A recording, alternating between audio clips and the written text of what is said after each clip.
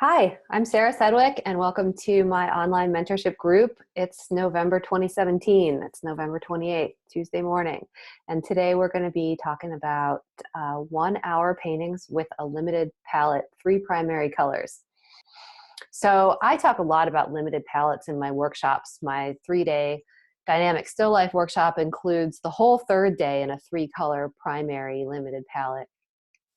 But the whole workshop is conducted with my normal split primary palette, which is really limited by the standards of most painters. But I love this 3-color, just 1 red, 1 yellow, and 1 blue plus white method for several reasons. Limited palettes are really great for learning a lot about the specific colors that you choose to use. If you get, you'll get really familiar with the colors that you choose to use. So you have the benefit of speed and portability if you're going out of your studio to a painting night or to go out plein air painting. It's less things to throw in your bag, fewer things. But it does take a little more time on the front end, especially the way I do it, with really taking the 3 colors and fleshing them out, mixing a whole spectrum from the 3. And so I filled out a color chart showing you the range with the 3 colors that I picked to work with today. But this is what it looks like on my palette. And I mix it around a very traditional feeling color wheel. I always put red at the top. I always put yellow down here in the corner and blue in the opposite corner, because these are the spots on my palette roughly where I would expect to find those colors anyway. I always put reds across the top of my palette. You'll see this in my other videos. I always put white up here in the corner, upper left.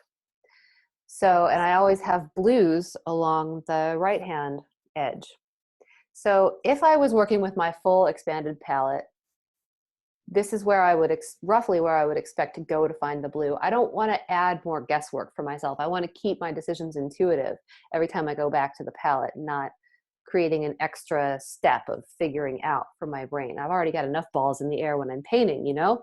So when I set up to do this, mixing out the color wheel, I want the 3 colors to be evenly spaced at points of a triangle, so that I can put the secondaries in between them. But I'm still going to start out by placing the primaries where I would expect to find them, even if I had my normal 8 to 10 tubes going on the palette today. Does that make sense? So in between yellow and red, I've got yellow orange and red orange. Now I've got some tints going on mixed up also, but basically I've got 2 main piles in between the red and the yellow, and that's a yellow orange and a red orange. So we've got tints I'm going to talk about in a second. Yellow green, blue violet, red violet. These are very muted violets. And here's my red. And this is a brown made from mixing the 3. I just made a brown that I like. There's no right or wrong with the brown. And we know that if we keep going with this mixing of the 3, eventually we'll get to a black or a blackish, really dark neutral, just more blue, more red, because that's what we use to mix black to do our value scales with. Mix the 3 primaries together and eventually you get to black. And these are the tints of the brown.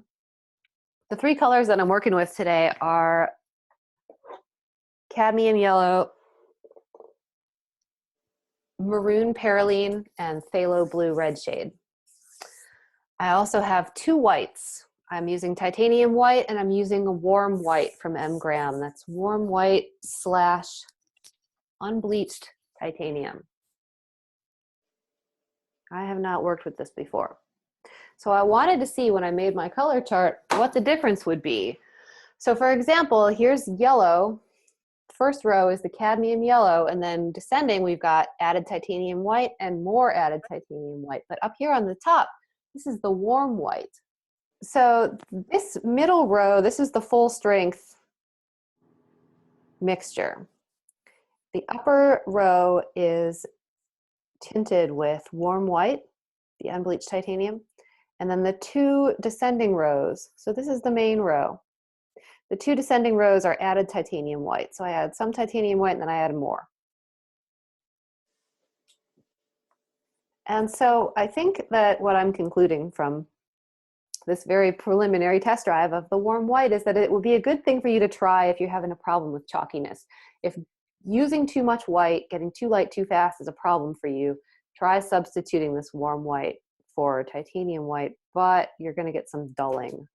There's going to be some, like, look what it did to the yellow. Oof. I don't know. Anyway, experiment in progress. And so I did not mention what I consider to be the main benefit of the 3-color primary limited palette. It simplifies color mixing a lot. I do a lot of pre-mixing before I start painting. So at first I had to mix up this spectrum, and then now I'm going to have to mix colors for my still life. And I like to start having at least mixed something for the main color notes of the light side, the shadow side, the cast shadow, something for the negative space, so that I can work back and forth across my edges and feel like I have some paint to be working with. I call them my parent piles. And the deal is, when you've only got 3 ingredients on your palette, 3 main ingredients, you know what's in everything. So if you run out of something, it's just a matter of finding the right proportions. You can get back to that color mixture. Absolutely. You've only got 3 options plus white.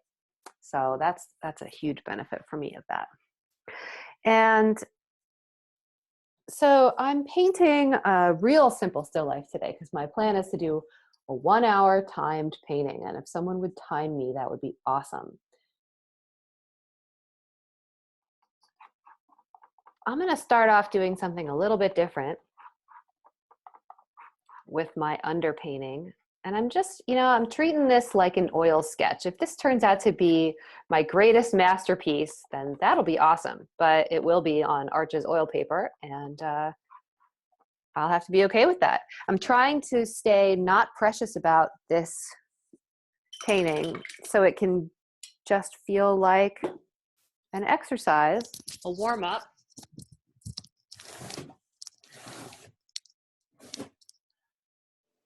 Sorry, paper towel. And so part of staying not precious about it is working on this Arches oil paper. But this is archival stuff. I sell paintings that I make on this surface, and I like it a lot, especially for demos, but it is sort of dry in the first pass. So I will usually wash it with some clear Gamsol. I don't usually put a tone color in the wash on Arches oil paper because it can be difficult to pull lights out. So I'm just going to kind of let my block-in process tone the canvas for me. And so I'm trying something a little bit different in that I'm going to treat this underpainting, layout, or block-in sort of the way that I treat my black and white oil sketches when I do them in my sketchbook. I'm going to float it in the middle of the paper so that if I want to change the dimensions, the outer dimensions of the composition and recompose it, I will be able to do that by just stretching it beyond the boundaries.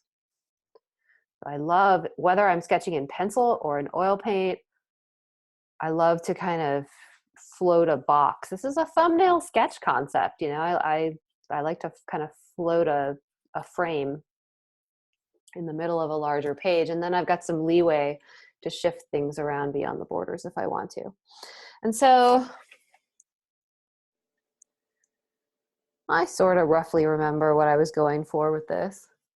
I've got this now. So if you see me winking, I love this thing. I really do. I've had this for a long time. As you can see, it's well loved. All right, so I have one eye closed and I'm looking through the viewfinder, but I really hate to draw with one eye closed. It gives me a headache.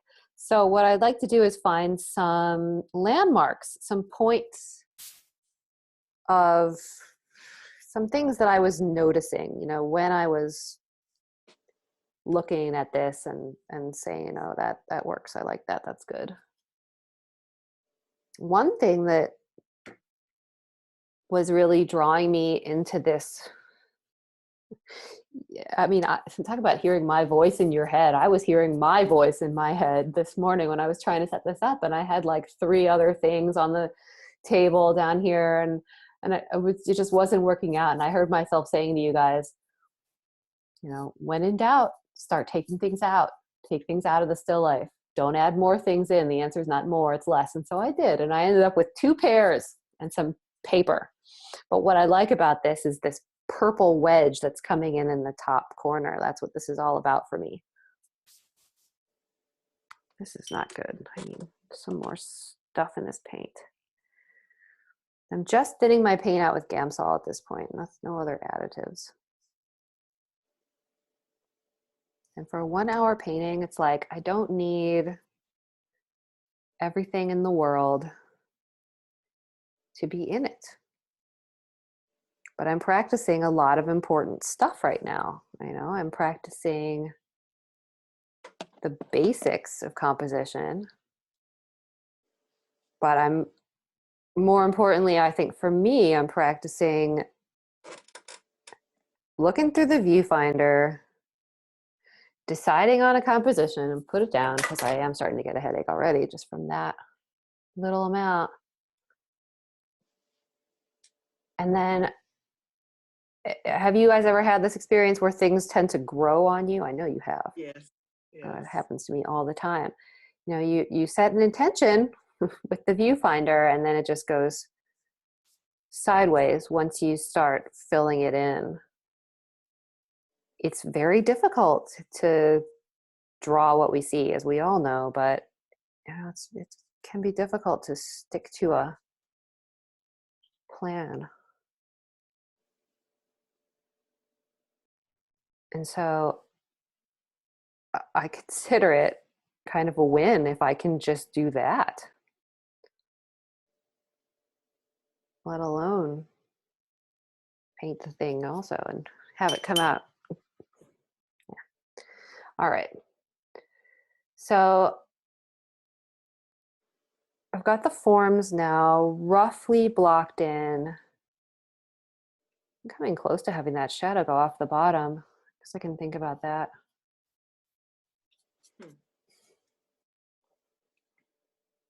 Talk about growing. I hadn't really envisioned that coming off the bottom, but I need to work that out. And so because I'm not, if this was a black and white sketch, it would be really easy for me to work that out here and make that decision.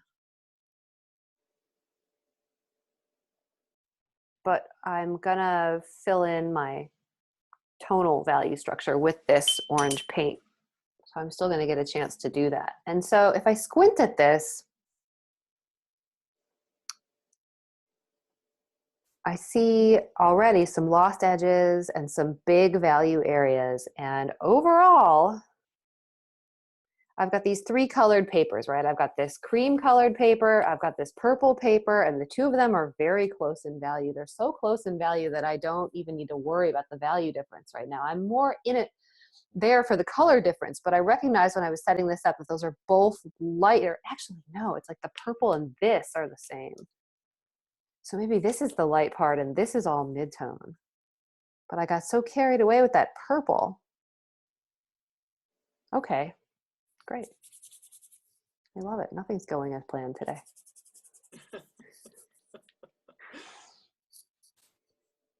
But so my point was, I'm going to block this in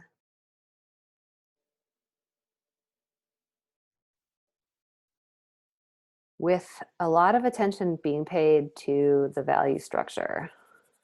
Yeah, I'm going to keep that shadow in the composition, I think. And so if this does turn out to be the greatest masterpiece I ever painted, there's no reason that I can't just cut the paper or mat it and frame it under glass, which is what I would do anyway with this work on Arches oil paper. And so it's a really important, sorry, I feel like I'm bouncing around kind of wildly. Feel free to stop me and interrupt me and make me go back to something at any point. I don't ever mind being interrupted.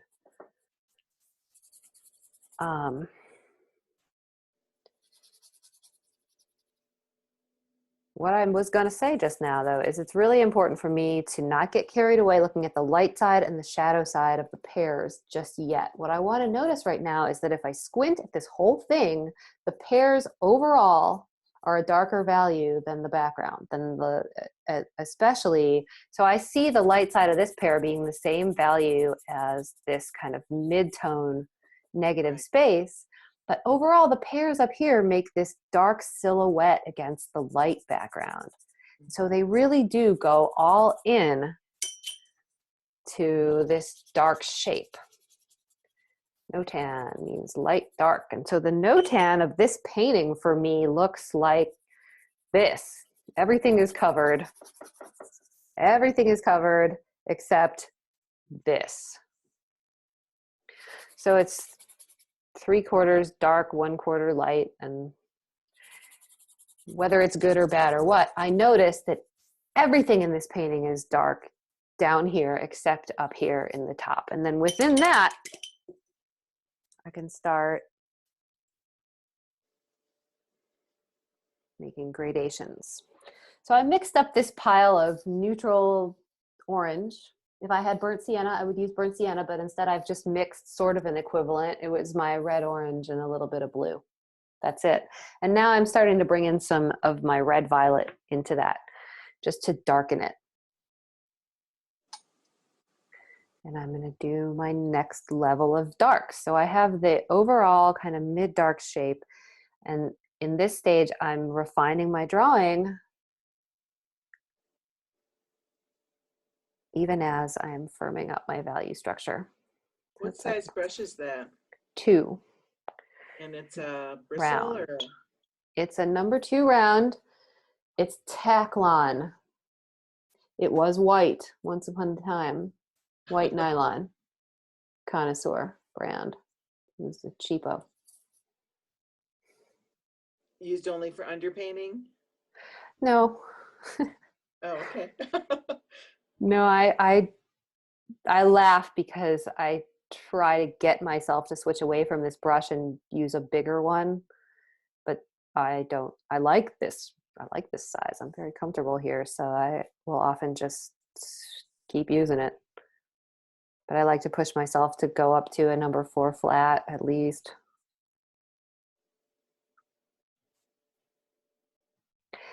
And it's like, I wanted to put other things in this painting. I wanted to put silverware and this little dish, and I thought the color scheme was nice, but like, I'm feeling very happy right now that I'm only painting 2 things and they're cast shadows.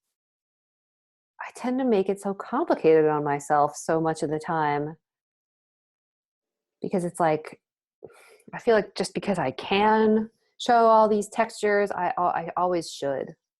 But then I'll go in a workshop and I'll do a little demonstration painting. And sometimes my demonstration paintings get a little complicated too. Even in a workshop, I don't always keep it simple. But when I'm doing my own painting, and like who was it that just said that they scraped something? I feel like someone was saying that this morning.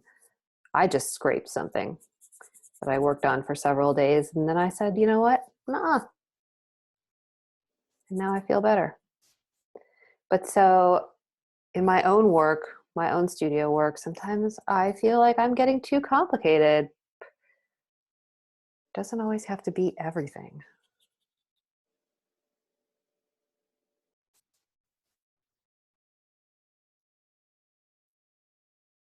And there are some of you whose paintings have been getting more and more complicated lately too, which is awesome. You know, if you're feeling that confidence to try those things. But I just want to remind you that it doesn't have to be that way. This simplicity can be satisfying too. It's raining. It's very hard. I can hear it even with my headphones on. That's not remarkable. All right. I guess when I have a simple still life set up, I struggle with how to make it look interesting. I know. So this one, it's in the paper, you know, your foundation of your different color papers and your cast shadows. Mm-hmm. Yeah, and hopefully it'll be a little bit the interaction of these two objects also. I've got a really cool looking lost edge right here. It's not the most ideal place for me to put something really cool right near the edge, but to me it feels really, I don't know, maybe it'll keep it from being a focal point. And I still haven't really decided about this cast shadow. All right, it's coming out. Um, but yeah, and that's a good point, Chris. Like, it's the little things. When you've got a simple painting without everything but the kitchen sink in it, it does the question of, all right, what's going to make this painting interesting? You need to find something that's interesting to you before you start, and it will be something simple. Like I said, I was looking at this purple wedge. I once did a painting, wasn't that long ago. It was an online demo also last year. And I ended up calling it Purple Arrow, and it was the demo painting for the purple yellow complementary with tints, I think. And it anyway, it had a little purple wedge in it, and I always think about how successful that painting was. That was another, and to me, I really just liked it. And it's another one that was really simple, but it worked. And Do I you feel think, like those are happy accidents, or do you feel like it comes with your experience? no, happy accidents. my I think my gratitude for happy accidents comes with experience. Does that make sense? Like, I wouldn't, without my experience, I wouldn't even have the awareness of the happy accident. I would just blunder on, and but I can say I can. My experience shows me why I like it. Got it.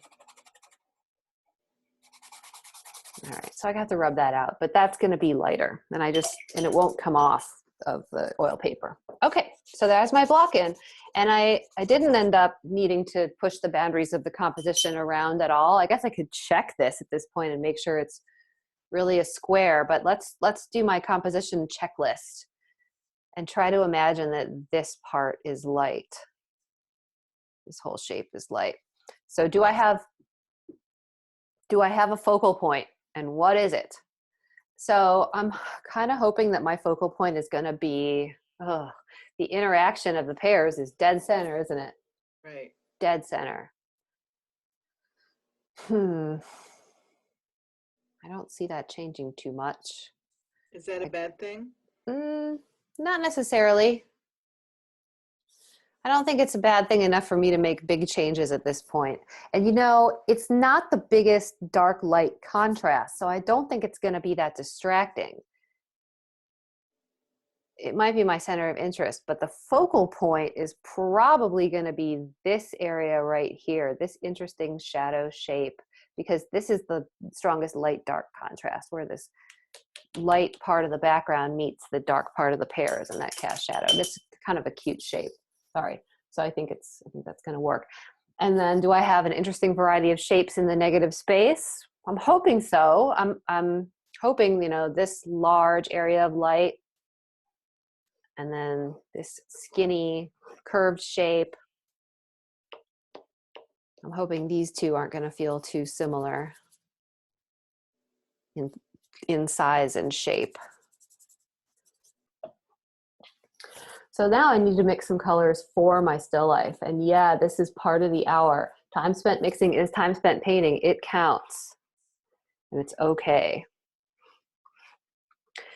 Because the more time I spend mixing, I'm going to take some, basically I'm taking the end of that sentence was, the more time I spend pre-mixing, the less time I have to spend on the painting part, the applying the actual paint. Because if I've got the right thing, and I'm not casting around for what to put on with my brush, chances are it's going to go a lot more quickly in the last stages. So I took my tone color,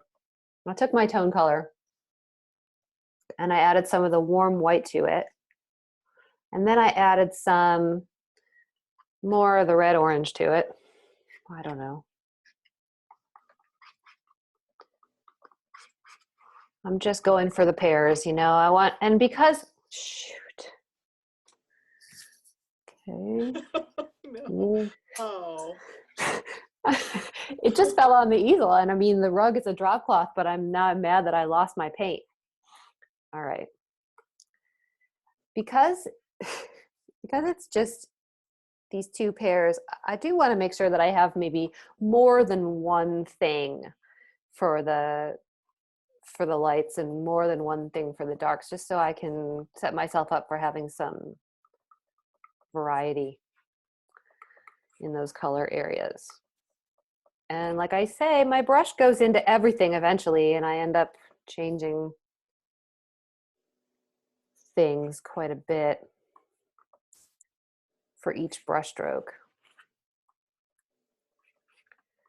My goal is that almost every time my brush goes back to the palette, I change what I'm working with and get something slightly different. And so, in a way, it almost doesn't really matter which pile I grab from, because everything is made from the same stuff. I mean, sure, I don't want to be trying to mix an orange and grabbing from my greens, but even if I did, I could walk it back in the other direction really easily. There's only 3 ingredients in this casserole.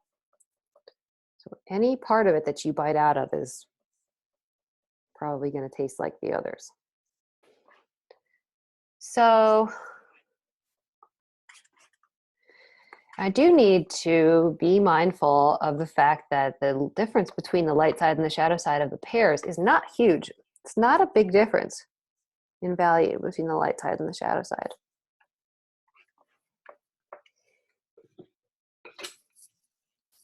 Background.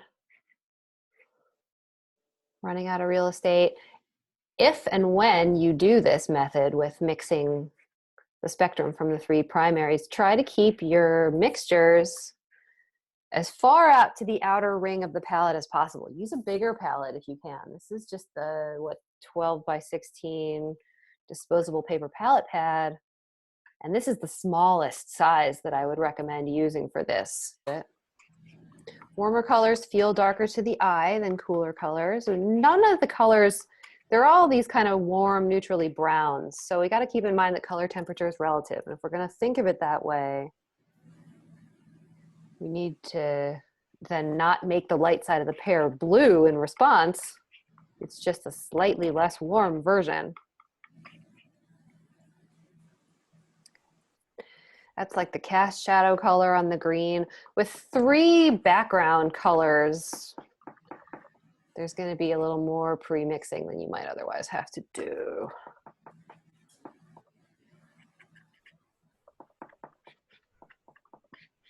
The good news is that they're pretty distinct. I've got browns, I've got greens, I've got that lavender.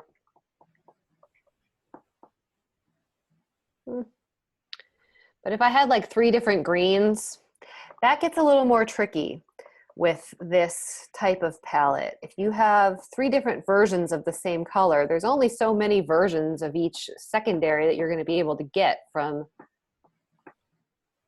1 red, 1 yellow, and 1 blue. So you need to pay really close attention to subtle distinctions of temperature. And if you don't understand what I mean, set up a still life with 2 different greens and then try to mix for it. You'll need to exaggerate the differences in the greens, is what I'm saying.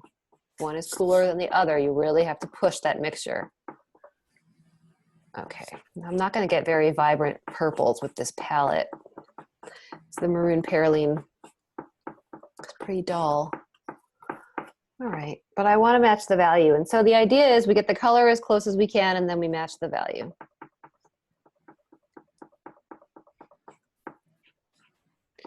So we have that, and then maybe I'll make another.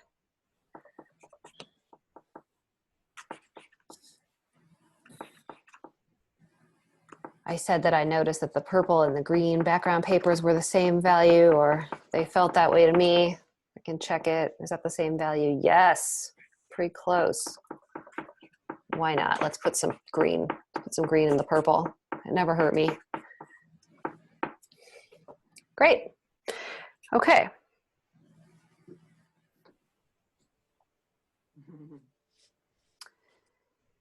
light parts of the pear, sort of, dark parts of the pear, sort of, green background paper and the cast shadow, purple background paper. I didn't do the cast shadow for that one, did I? I'll figure something out. And the light yellow background paper.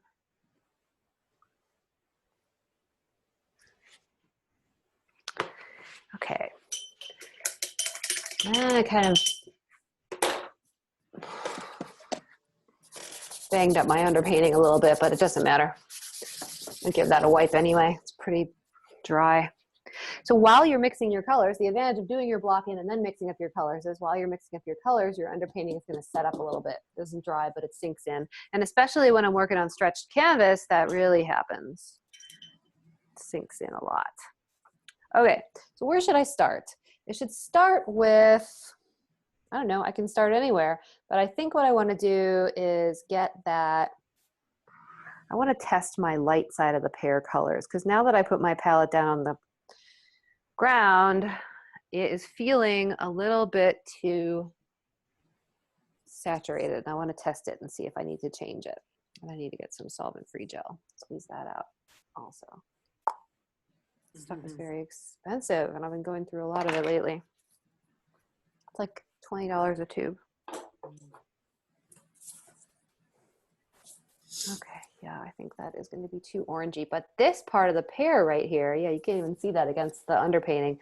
This one part of the pear right here that's in light is the most orangey and pretty and light. So if I start there, then I know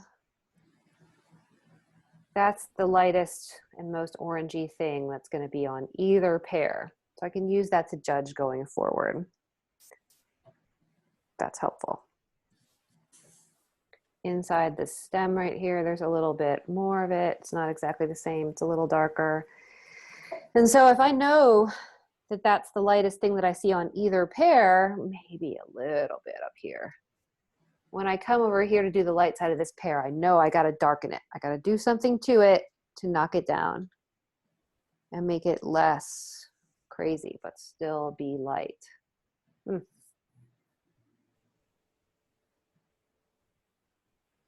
Yeah, I'm gonna have to darken the darks that I mixed. We see these pears in the light and we think to ourselves, oh, you know, it's in light. I want to make it light, but like there's almost no white in that mix.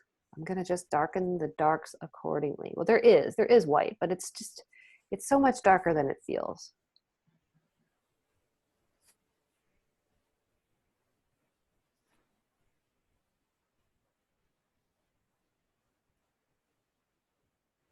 I've talked to a lot of you lately about painting out beyond the edges and then back in and back and forth.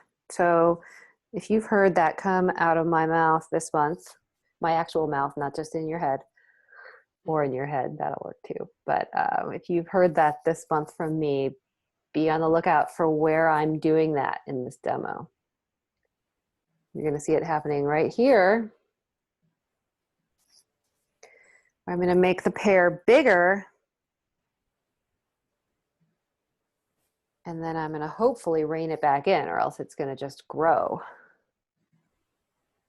But my goal is to make the pear bigger. My goal is also to put some orange right here or some pink. And then kind of tame it with the negative space or redraw the contour lines.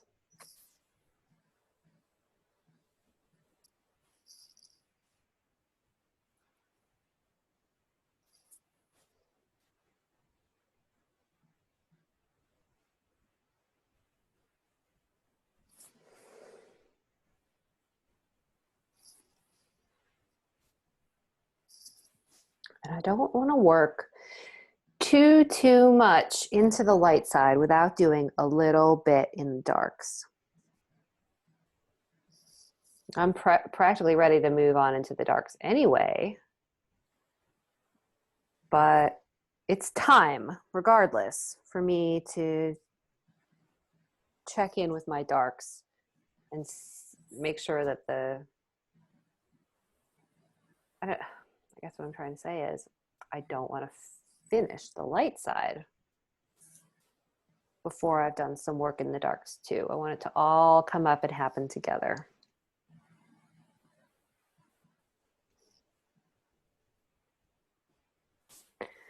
What is mid darks and what is dark darks? My orange underpainting is really going to help me with this particular subject because it's orange. I can leave a lot of it.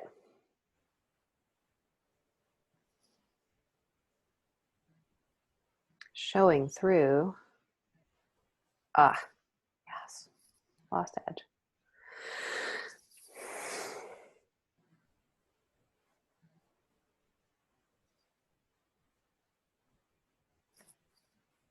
There's going to be green popping back up into the underside of the pear from the ground. I can see it a little bit. I just want to be aware of what I'm seeing. That is reflected light. The ground is green.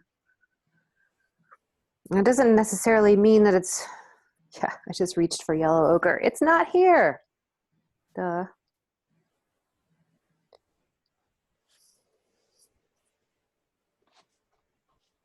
But that's reflected light though, so I don't want it to be that high of a value. It's cooler, it's gonna feel warm, lighter.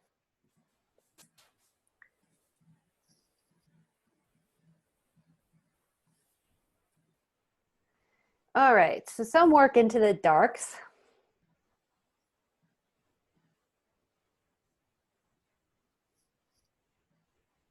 No. That's the reflected light area in between the pears. You guys know that I am very serious about keeping reflected light in its place. I think that reflected light that gets too light is one of my biggest issues and one of the biggest problems I see with student work, because it feels like such an easy win. You know, we see it and we're like, oh, I observed that and I put it on there and it's so satisfying, but it flattens out form more than any other mistake. But I get it. I too enjoy applying reflected light. This pear grew quite a lot. It's really out of control. Call Harry and David. This whole composition is going to grow. You know, Harry and David's in Oregon. So I'm not, it may look on the monitor like I'm grabbing the same paint, but I'm not just grabbing the same exact dark paint. I'm kind of going back and forth between warms and cools. I see the shadow cooling off as it comes toward the middle, and it's not necessarily because it's getting lighter. It just looks different to me.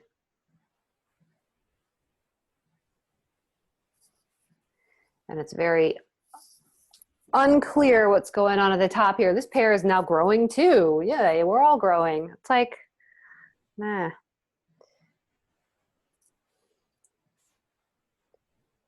I need to control this. And the reason I need to control it is because now I've lost this. This is important to me. And if I let the pear grow out of control, I won't have room for this detail up here, which I need to show. And I need it to not be way off the reservation either,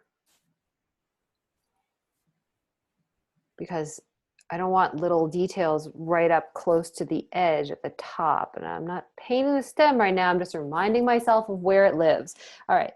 Now I've gotten to the point, I'm not done with the pears, but I need to do some work into the negative space because I can't see what I'm doing anymore.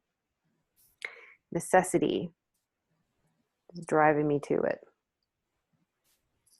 I need to work the contour lines of the pears, and I can't make the pears smaller.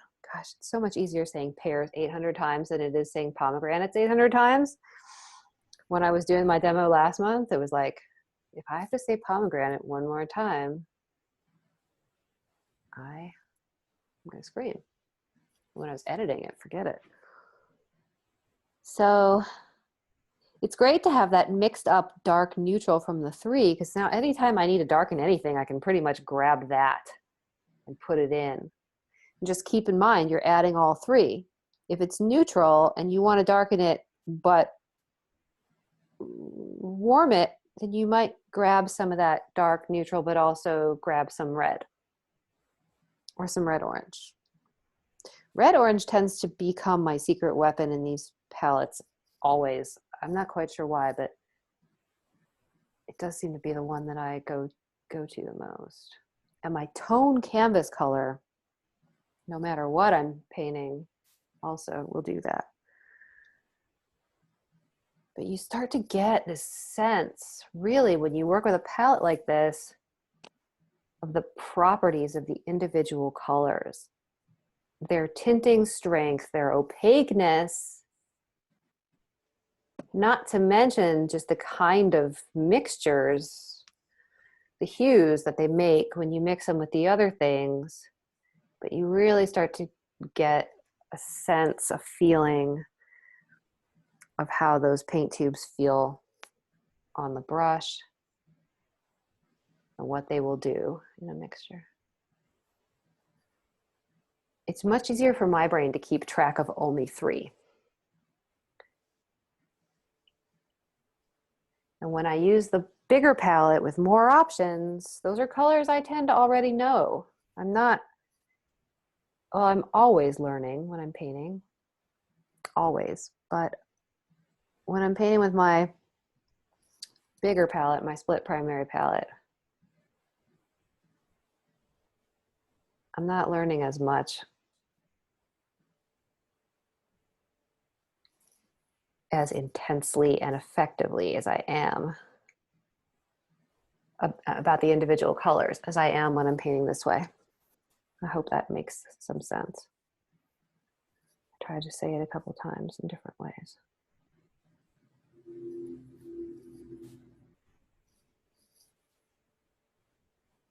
So I can put the stems on. This is not the final pass with stems by any means. It might be, I doubt it. But I kind of like being able to put negative space back in over that.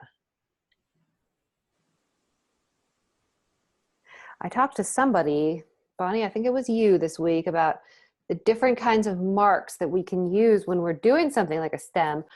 I've got this paintbrush with corners, and if I load it up with paint, I can maybe practice my stroke over here. I can come with like the corner and make that round part and then twist the brush and kind of just press the edge and pull it and make a mark like that.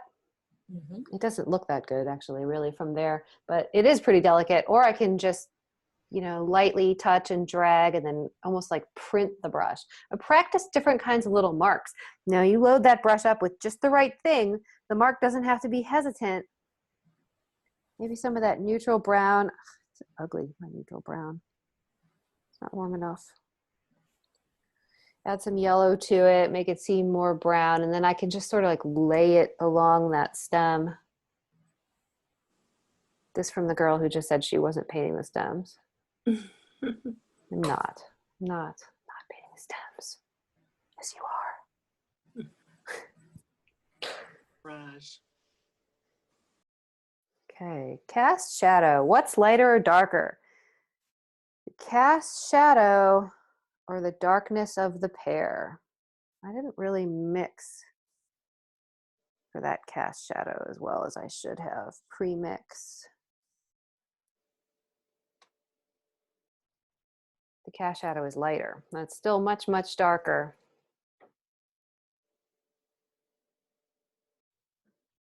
Than the ground. I have like 15 minutes. And I'm gonna do it. Gosh darn it.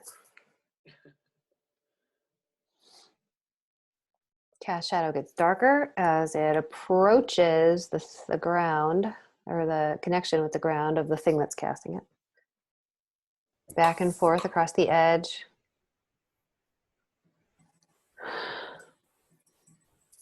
I'm going to paint the cast shadows, and then I'm going to paint the light part. I'm going to back paint with the lights. That's why I guess I'm glad that I did the stems.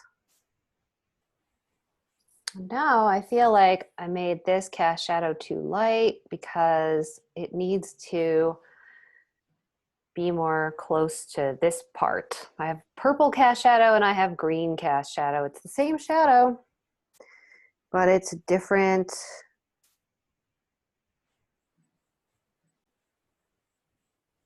paper.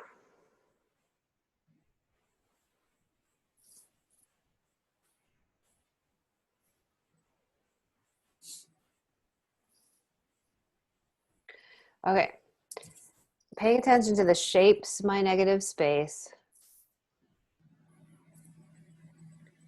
And now is my chance to redefine the contour line of this pair.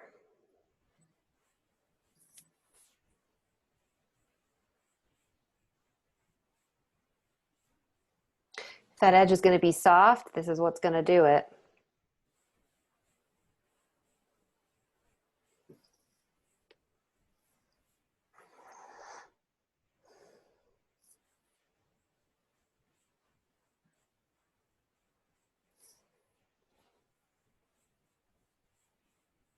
Now, I'm not saying that I would or wouldn't spend more time on these individual areas.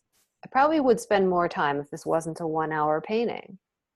But the point is, would that be good for me? Would that be helpful?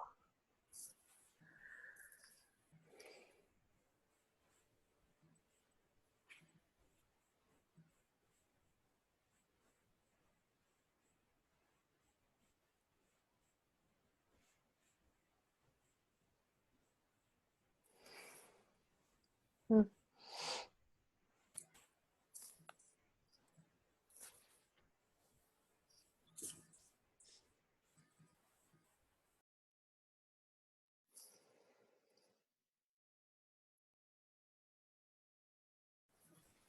Sarah, Yep. did you mention what size brush you're using right now? Yeah, I did not. This is a number 4.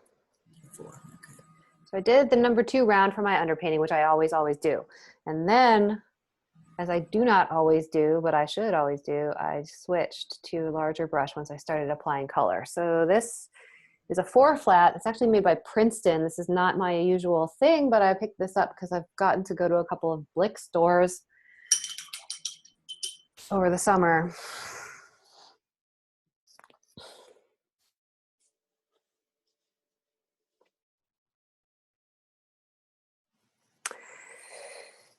So I'm trying to darken this part of the cast shadow where it slides under the pear. It feels more blue to me, but I keep adding blue to it and that is not working.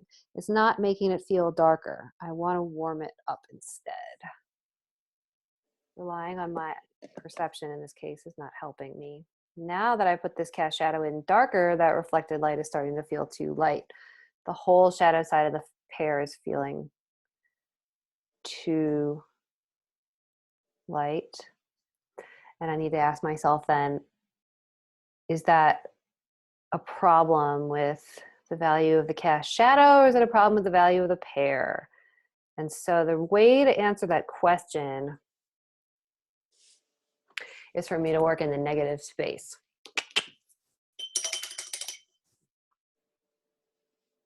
You see how fast this can come together when you do the pre-mixing and it's right?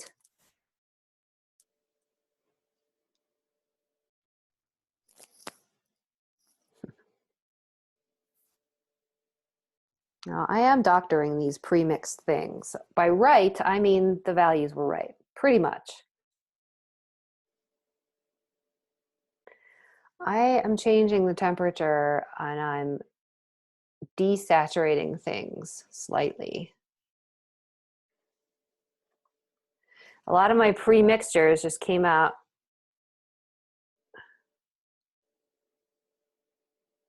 too saturated. It's really hard to judge and things can start to feel strange against your orange underpainting that they might not otherwise feel strange. All right, can I take the same paint? Can I bring it over here and use it here? Let's see. It's the same area, right? It's the same paper, but it doesn't always follow that I can just bring the same paint over and start using it. Especially because I really wanted this to be a lost edge. So how do I bring those two closer together? I'm just gonna take that green paint and I'm gonna mix it right into what I painted this with. Because I still have some, I can do that. I'm gonna mix them together. Oh, that's looking good. Not lost though. When I mixed them together, it darkened it. It did. Because when we neutralize things, they darken. So how can I lighten it? Maybe I'll,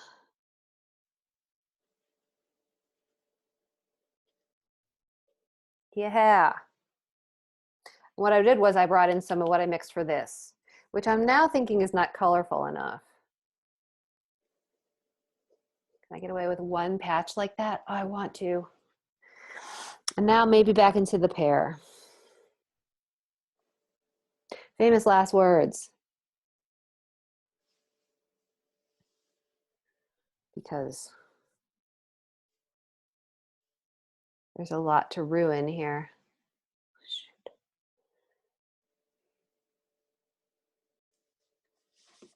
Brush mixing at this stage is risky also because my brush is dirty. Brush mixing with a dirty paintbrush. This is another reason that palette knife mixing is so good. Brush mixing with a dirty paintbrush is difficult and it's going to give you questionable results. Awesome. I don't think there's enough color in this light that I mixed up for this white area, so I'm just going to add some. Yeah.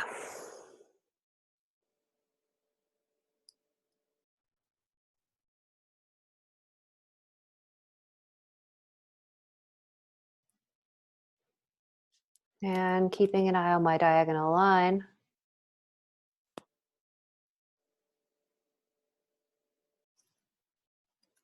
Can work my paintbrush back and forth and kind of massage that contour line.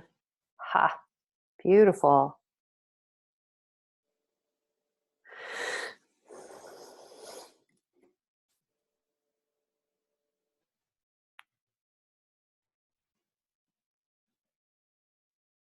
There's a hair in here. Get out. All right, stay in.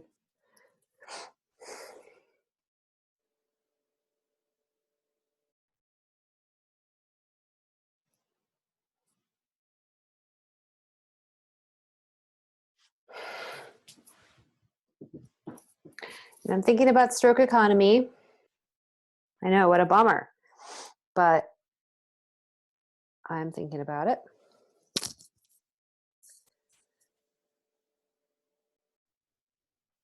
Saves me time. I don't think I want it that saturated. Is that an hour? Awesome, I'm so close. Thank you for the timer. Doorbell. Oh, well, thank you to whoever just rang your doorbell for timing me. I know I'm very close. That was funny.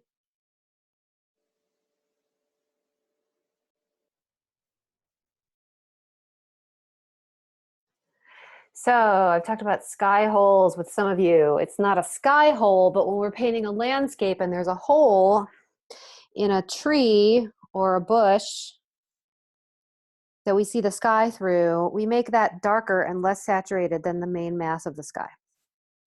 Trust me, we do. Because otherwise it shines out too much like a spotlight and it doesn't work. And so when I've got a small shape of light that's surrounded by dark stuff, I'm going to paint it to match the other stuff, of course. I want it to feel like it's connected to the rest of this background. But I don't want it to be so distracting. So I treat it like a sky hole and I make it the same but as the rest of the lights, but I make it a little darker. a little less saturated. Okay. This has all grown out now beyond the contour lines, beyond the lines of my composition that I intended to start with, but that's okay. You know, that's the advantage of working in the middle like this. It's interesting. I think you all could try this, working in the middle of the paper like this.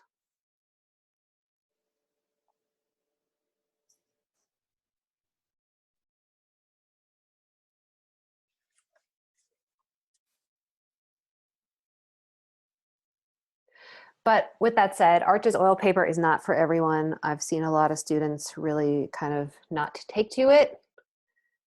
It's a different surface.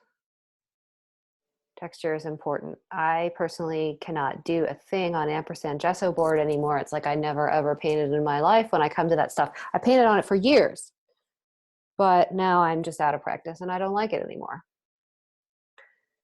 Everybody has their preferences when it comes to texture. Okay, that's okay. That's pretty good. I like it. I need to make a couple little distinctions.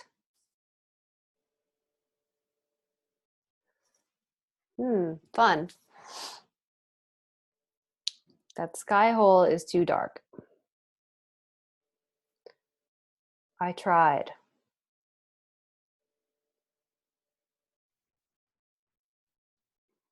That's better.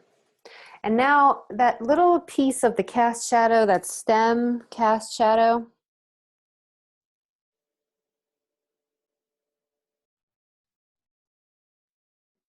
I need to lighten that. The middle part only. Because remember we said that was the detail that was going to be a focal point. So I can give it, if I'm going to give anything any extra attention, it should be that. I'm lightening it down that middle part. And it has been an hour. I'm done. That's nice. Thank you. I could mess around in that shadow a little bit more, and I think I might. And I didn't put highlights on the pear. Let's do that real quick. Just something. Pretty much, I'm going to go into, well, I'm going to look at it first. I'm going to go into that light stuff from the background, and then I'm going to pull it into some of the yellow from the light side of the pear, maybe some pink, and no, that's not light. It's a very subtle highlight.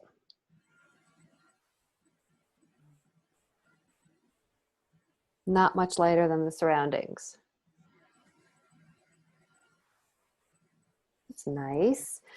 And there's a little bit of one here. There's a little bit of one there. And maybe a little bit more.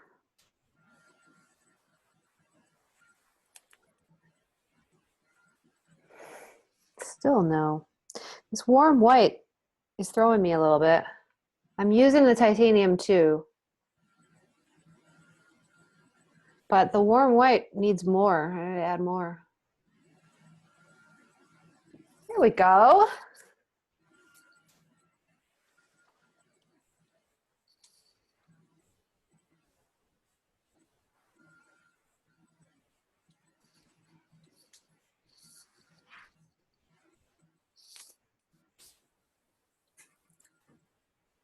Okay.